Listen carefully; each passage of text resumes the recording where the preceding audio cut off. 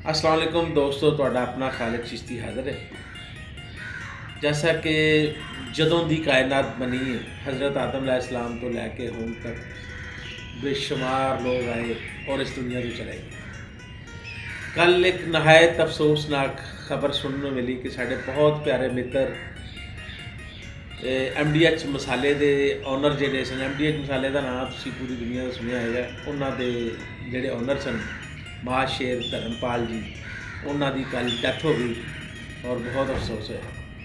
तो दोस्तों, दुनिया के उत्ते रह के जिन्ने भी चंगे अमल कमाओगे, तुहाडी दुनिया भी ठीक होगी, तुहाडी आखिरत भी ठीक होगी। तो उहदे वास्ते एक मेरी अपनी पंजाबी मेरी लिखी हुई शायरी कि नहीं सावां दा इतबार तौबा कर बंदिया, नहीं सावां दा इतबार तौबा कर बंदिया, ये जिंदगी ये दिन चार तौबा कर बंदिया।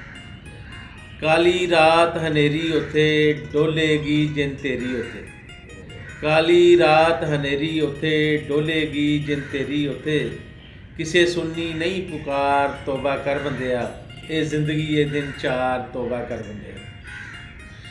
इत्थों टुर गए कई सिकंदर मौत ना वेखे वली पैगंबर, इत्थों टुर गए कई सिकंदर मौत ना वेखे वली पैगंबर, सब टुर गए वारो वार तौबा कर बंदिया, ये जिंदगी ये दिन चार तौबा कर बंदिया।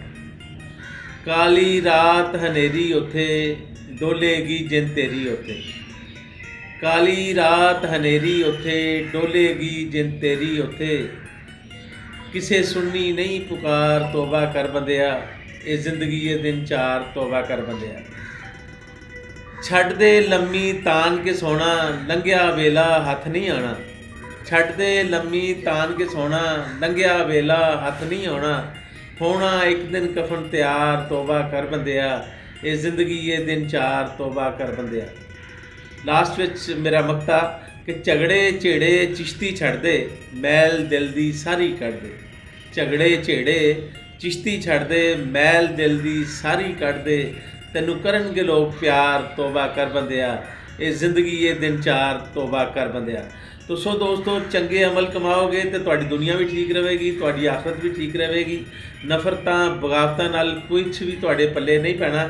चंगा अमल कमाओ तो चंगी दुनिया और चंगी आखिरत बनाओ। अल्लाह हाफिज़।